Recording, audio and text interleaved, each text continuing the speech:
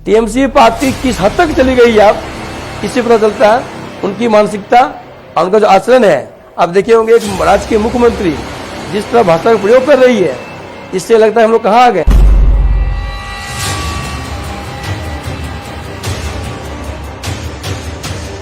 चुनाव बांग्ला बनाएंगे हम इसको। हम लोग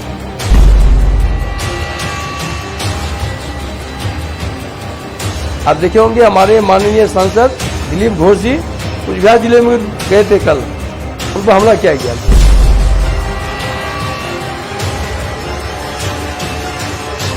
इस बार बीजेपी को लाना है बंगाल में और बीजेपी को भगाना है। नमस्कार दोस्तों, आप देख रहे हैं खबर समय। मैं हूं सोनी शर्मा और आज मेरे साथ हैं कन्हैया पाठक, जो कि भारतीय जनता पार्टी के सिल्लीगुड़ी सांगठनिक जिला के सचिव हैं। युवा हैं, युवा नेता हैं और लगातार भाजपा के लिए कार्यरत हैं। आप जानते हैं कि जैसे जैसे चुनाव नज़दीक आ रहे हैं, जैसे जैसे चुनाव की तारीख यानी कि 17 अप्रैल नज़दीक आ रही है, चुनाव प्रचार भी खूब जोर मार रहा है। सारी पार्टियां कूद पड़ी है अपने पूरे लाव लश्कर के साथ इस चुनावी प्रचार में, और इसमें भाजपा भी कहीं पीछे रहने वाली नहीं है। आप देख रहे हैं लगातार भाजपा जो है, उनके जो स्टार प्रचारक हैं सिल्लीगुड़ी आ रहे हैं, लगातार चुनाव प्रचार कर रहे हैं। मनोज तिवारी जी आए थे, भोजपुरी गायक और एमपी भी है, वो सांसद भी हैं, वो आए थे। इसके बाद आपने देखा कल स्मृति ईरानी भी आई थी, योगी जी भी कल आए थे। उन्होंने कई जगह यहाँ उत्तर बंगाल में जनसभाओं को संबोधित किया था। अमित जी भी अभी आकर गए कुछ दिन पहले ही। और अब नरेंद्र मोदी जो कि भारत के प्रधानमंत्री हैं, वो भी पहुंच रहे हैं सिलीगुड़ी, और सिलीगुड़ी पहुंचेंगे वो कावाखाली मैदान में। उसे लेकर भी बात करेंगे, लेकिन आइए फिलहाल चर्चा करते हैं कन्हैया जी से राजनीतिक परिदृश्य पर। बहुत बहुत स्वागत है कन्हैया जी। नमस्कार खबर समय को, खासकर आपको भी। कन्हैया जी, बात करें मोदी जी से शुरुआत करते हैं। तो मोदी जी कब आ रहे हैं सिलीगुड़ी और कहाँ आ रहे हैं? मोदी जी 17 अप्रैल जो विधानसभा जहाँ वोट होने जा रही है, उसके देखते हुए हमारे माननीय प्रधानमंत्री मोदी जी 10 अप्रैल को सिलीगुड़ी कावाखाली मैदान में वो आ रहे हैं। इसलिए कि उसी मैदान को हम लोग चुने, इसलिए कि वो मैदान उससे पहले भी वो वहाँ सभा कर चुके हैं। हाँ, वहाँ से मोदी जी सभा किए और उस सभा के बाद हमारे माननीय सांसद राजू बिष्टा जी वहाँ जीते थे। हम लोगों को पूरा विश्वास है कि मोदी जी फिर उसी मैदान में आ रहे हैं। और इस बार भी जितने विधानसभा लेकर हम लोग सभा कर रहे हैं, हम लोग सभी विधानसभा हम लोग जीतेंगे। और मोदी जी का आने से जितने यहाँ के आसपास के लोग हैं इतने उत्साहित और खुशी हैं, उनको लगता है कि 10 अप्रैल आज ही क्यों ना आ जाए, इतने उत्साहित लोग हैं।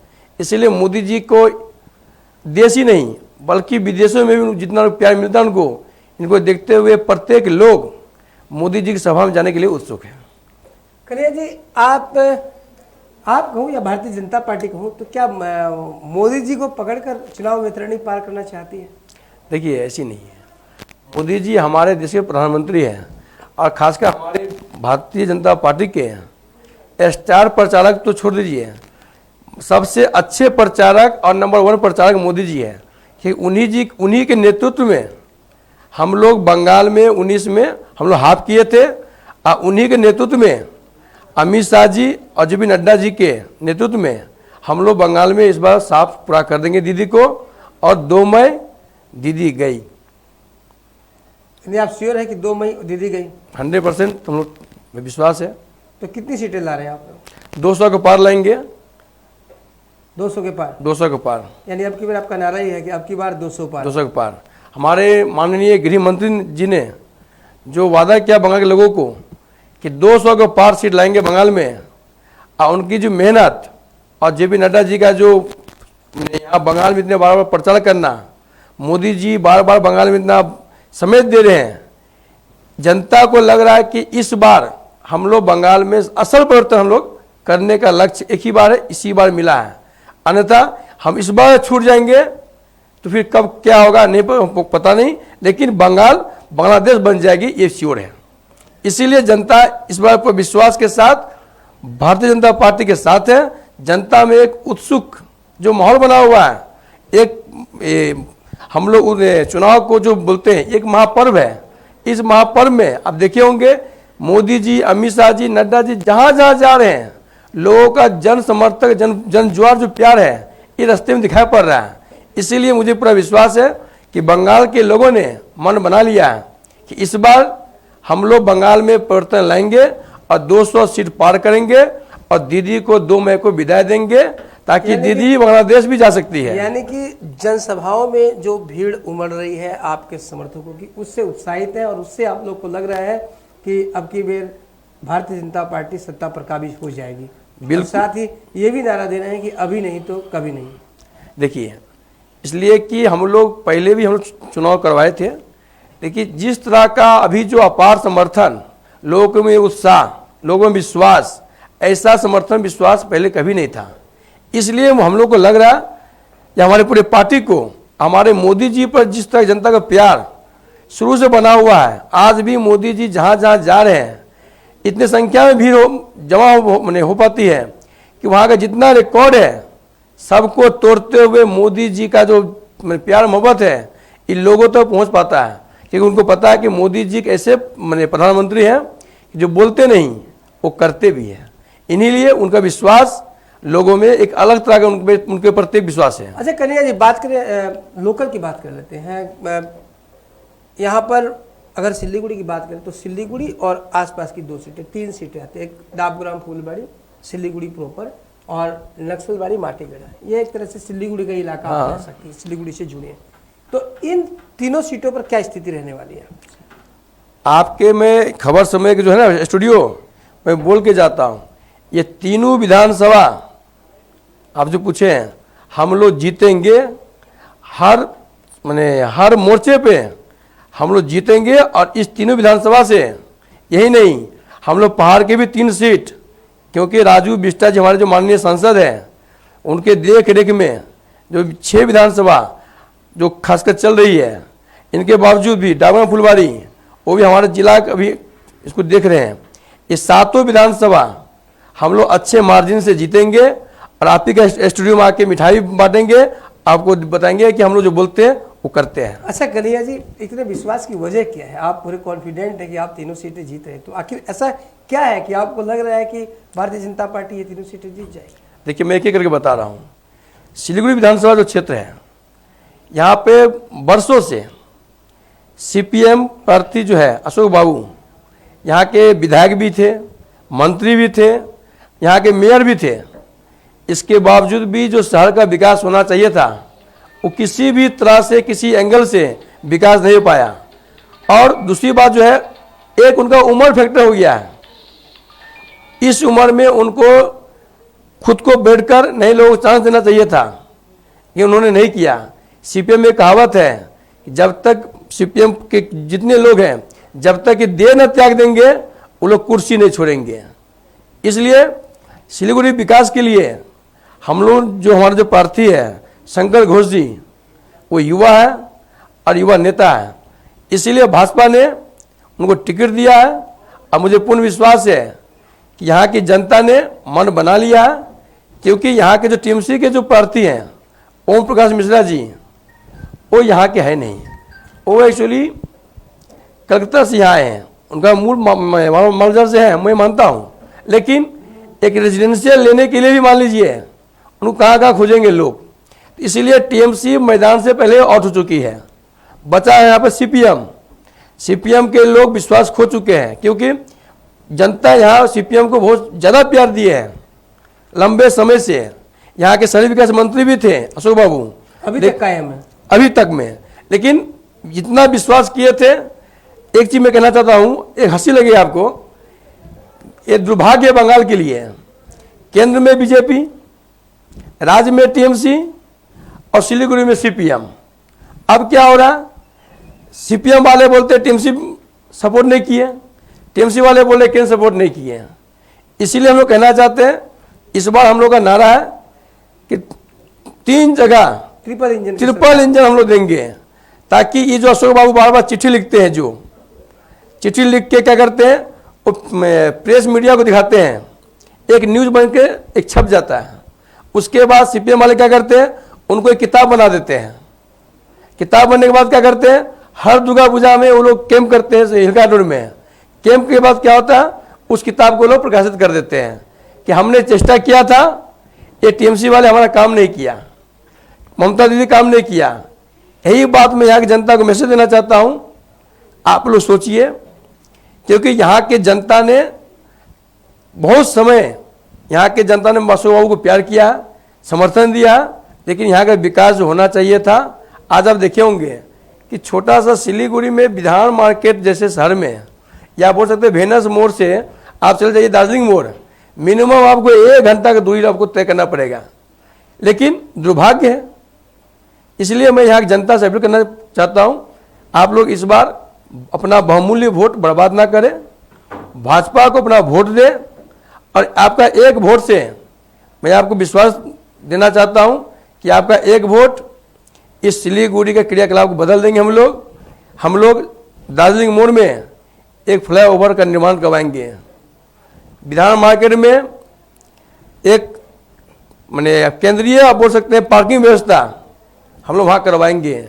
आप देखे होंगे इतने बड़े शहर में हमारा क्षेत्र सिक्किम, दार्जिलिंग, इधर भूटान, इधर नेपाल, सभी लोग सिलीगुड़ी आते हैं, लेकिन दुर्भाग्य है एक छोटा सा काम के लिए भी जहाँ लोग आना पड़ता है, इनको एक शौचालय की व्यवस्था तक यहाँ पर नहीं है। ये दुख का विषय है। इसीलिए हम लोग जो बोल रहे हैं इस शहर का आखिर सही समुचित विकास को कर सकता है वो भारतीय जनता पार्टी है। इसलिए हम लोग चाह रहे हैं कि मौका मिले हम लोग को, जनता विश्वास दे हम लोग को, एक बार हम लोग को वोट देके जिता के भेजे। अगर हम लोग 5 साल उनके वादों को पूरा नहीं कर पाएंगे, अगला बार उनके पास फिर मौका मिले जनता को, जनता का जो फैसला होगा हम लोग स्वीकार कर लेंगे उनको। नहीं तो विपक्षी लोग तो प्राय आप लोग पे आरोप लगा रहे हैं कि भारतीय जनता पार्टी जमीन में नहीं है, वो केवल सेलिब्रिटी ला रही है, सेलिब्रिटी के माध्यम से लोगों को भ्रमित करना चाहती है, उनके पास में स्टार प्रचारक है और ला रहे हैं, और जबकि जमीनी स्तर पर सच्चाई कुछ और है। क्या कहेंगे आप? देखिए मैं ये चीज़ अच्छा बोल रहा हूँ, सेलिब्रिटी है मेरे पास तो लाएंगे कौन? हमारे सेलिब्रिटी हमारे माननीय प्रधानमंत्री मोदी जी हैं, अमित शाह जी है, नड्डा जी है, मनोज तिवारी जी है, ऐसे बहुत हमारे माननीय दिलीप घोष जी हैं, हमारे यहाँ के युवा सांसद राजू बिष्टा जी हैं। तो सेलिब्रिटी हमारे पास है तो लेंगे कौन? लेकिन टीएमसी का यह भी तो आरोप है कि आपके पास में तो स्थानीय नेता ही नहीं है, आपके पास में तो विधानसभा के लिए प्रार्थी भी नहीं थे, आपने दूसरे दलों से ला के उनको टिकट दी। देखिए आपको मैं चीज कहना चाहता हूँ, कोई भी पार्टी चुनाव जीतने के लिए मैदान में उतरती है। चुनाव एक ऐसा चीज है कि किसी भी लोग जो मैदान उतरते हैं उनका एक ही लक्ष्य होता है हम जीतेंगे। उनका मकसद होता है जीत, माने किसी भी हाल हम जीतेंगे हम। इसीलिए हम लोग, इसलिए आपका भी मकसद है जीतने के उद्देश्य से हम लोग उतारे हैं, क्योंकि इस बार बंगाल में जब प्रवर्तन करेंगे हम लोग, इस ममता बनर्जी सरकार को उखाड़ फेंकने के लिए हमारा केंद्रीय नेतृत्व ने जो फैसला लिया है उसको हम लोग दिल से हम लोग प्यार करते हैं, उनका इस फैसला को, और उम्मीद करते हैं उनका जो फैसला है वो फैसला वास्तव में हकीकत में बदल जाएगी। और यहाँ के विरोधी का जो आरोप है ये आरोपी रह जाएंगे। इनका जो कहना है, देखिए विरोधी काम ही कहना, वो कहते रहेंगे, कोई काम नहीं इनके पास। क्यों? टीएमसी 10 साल में जो बंगाल में जो काम किया है, 34 साल के सीपीएम के राज को खत्म किया टीएमसी सरकार ने, 34 साल के सीपीएम को जो बर्बाद किया जो बंगाल को, उनका पूरा रिकॉर्ड इस टीएमसी सरकार ने 10 साल में पूरा कर दिया इनको। इसीलिए पूरे बंगाल में ना गणतंत्र है ना लोकतंत्र है। आप देखे होंगे हमारे माननीय सांसद दिलीप घोष जी कुछ बिहार जिले में गए थे कल, उन पर हमला किया गया। उन पर टीएमसी पार्टी किस हद तक चली गई आप इससे पता चलता है उनकी मानसिकता और उनका जो आचरण है। आप देखे होंगे एक राज्य के मुख्यमंत्री जिस तरह भाषा का प्रयोग कर रही है, इससे लगता है हम लोग कहाँ आ गए। राजनीतिक में अच्छे लोग, इतने लोग जुड़े हुए हैं, उनके बावजूद भी दीदी का ऐसा अत्याचार, ऐसे भाषण, बड़बोलेपन, एक पीएम को, एक राष्ट्रीय अध्यक्ष को ऐसे बुरा बर्ताव करते हैं। इससे छोटी मानसिकता वाले मुख्यमंत्री को जनता ने मन बना लिया, इनको इस बार यहाँ से बदल देना है। कन्हैया जी, महंगाई, आरोप है कि महंगाई आप लोग बढ़ा रहे हैं, महंगाई बढ़ गई, गैस के दाम बढ़ गए, तेल के दाम बढ़ गए, किसान लोग खुश नहीं है वो आंदोलन कर रहे हैं, व्यापारी जीएसटी से खुश नहीं है वो आंदोलन कर रहे हैं, उसके बाद आप कह रहे हैं कि हम पूरी 200 सीटें ला रहे हैं, क्या संभव है? देखिए महंगाई, आप बोले तेल पेट्रोल, अब मैं कहना चाहता हूँ आपको, मैं नहीं बोल रहा हूँ, जनता की बात बोल रहा हूँ। हाँ, तेल पेट्रोल का मूल कीमत जो है वो देश में तय नहीं होती है, ये विदेशी मुद्रा में विदेशों में तय होते हैं। इसलिए गैस का दाम आप देखे होंगे जब बढ़ता है 50 रुपया 100 रुपये गिरता भी तो है, इसलिए कोई बड़ा मुद्दा नहीं है, 2-4 मिनट का खेल ही है। आप देखेंगे आज बढ़ा, कल दाम अपने आप कम हो जाएगा, एक बड़ा मुद्दा नहीं है। बंगाल में एक्चुअली असल परिवर्तन करना है। 2021 में हम लोग जो संकल्प लिए हैं, सोनार बांग्ला बनाएंगे हम इसको हम लोग। इसलिए हमारे केंद्रीय नेतृत्व, खासकर हमारे माननीय प्रधानमंत्री मोदी जी ने जो बंगाल के लिए सोचा है, हमारे राष्ट्रीय अध्यक्ष ने जो सोचा है, उनको हम लोग पूरा करेंगे बंगाल में हम लोग। चलिए बात करते हैं, जब ये मुद्दा उठा था कि भाई भारतीय जनता पार्टी हवा में है, भारतीय जनता पार्टी जो स्टार प्रचारक है उनके भरोसे, तो ऐसे में आप क्या मानते हैं कि सबसे सबल पक्ष भारतीय जनता पार्टी का कौन सा है? क्या ताकत है भारतीय जनता पार्टी की जिसे लोग पसंद करते हैं? देखिए आप, हमारा जो पार्टी है ये पूरी सांगठनिक पार्टी है। हमारे बूथ स्तर पर जाएंगे अब ना, हमारा वहाँ भी एक कमेटी है। जो लोग बोल रहे हैं उनसे पूछिए उस कमेटी है कि नहीं। मैं आपको डाटा के साथ अभी कहना चाहता हूँ, मेरे पास प्रत्येक जिला का कौन बूथ में कौन अध्यक्ष है, वहाँ कौन सा कमेटी है, मैं आपको बोल सकता हूँ। इसलिए हमारा प्रत्येक बूथ पे हमारा कार्यकर्ता है, वहाँ कमेटी है। और भाजपा के पास अभी सबसे बड़ा हथियार जो है, जनता मन बना चुका है कि इस बार बीजेपी को लाना है बंगाल में और दीदी को भगाना है। इसलिए हम लोग नारा दे रहे हैं, 2 मई दीदी गई। कन्हैया जी ये बताइए कि इस चुनाव में मुख्य मुद्दे आपके क्या होंगे, और विशेषकर सिल्लीगुड़ी के क्षेत्र के लिए आपके क्या विशेष मुद्दे? देखिए हमारा मुद्दा यही है कि हम लोग जब यहाँ जीतेंगे तो सबसे पहला मुद्दा होगा दार्जिलिंग मोड़ में एक फ्लाईओवर का निर्माण करवाना, क्योंकि फ्लाईओवर होने से आधा समस्या रातों रात समाप्त हो जाएगी आपका ट्रैफिक समस्या। हाँ, समस्या दूसरी ये है कि एम्स का स्थापना हम लोग करवाएंगे उत्तर बंगाल में। एक एम्स होगा यहाँ, एक एम्स पहले भी पास हुआ था उत्तर बंगाल के लिए, उत्तर बंगाल एक एम्स जरूरी है, वो भी हम लोग पास कराएंगे हम लोग। ऐसे एम्स 3 पास हम लोग दिए हैं, एक जंगल महल है, एक सुंदरवन है, लेकिन एम्स उत्तर बंगाल में होना तय है। थर्ड है जो विधान मार्ग के सिलीगुड़ी आसपास में एक मल्टीपर्पज पार्किंग हम लोग उसका निर्माण कराएंगे हम लोग। चौथा है कि महानंदा, नाम है महानंदा, इसको सीपीएम और टीएमसी वाले इसको महागंदा में बदल दिए। इसको मैं इसे कहना चाहता हूँ आपको, अच्छा बात ये मुझे याद दिला दी है। ये सीपीएम यहाँ के जो लंबे समय से मंत्री थे अशोक बाबू, ये ठीक 5 साल में विधायक भी थे, मेयर भी थे। आप देखे होंगे कभी भी एक महानंदा घाट पर कभी नहीं जाते हैं, लेकिन जब छठ पूजा का समय आता है उस समय नगर निगम का पूरा टीम लेकर ये लोग महानंदा घाट पहुंच जाते हैं, ताकि जो ये महापर्व है छठ पूजा उसको कैसे रोका जाए। इसलिए आप देखे होंगे कि प्रत्येक बार छठ पूजा के समय ही लफड़ा होता है, हमारे साथ खिलवाड़ होता है।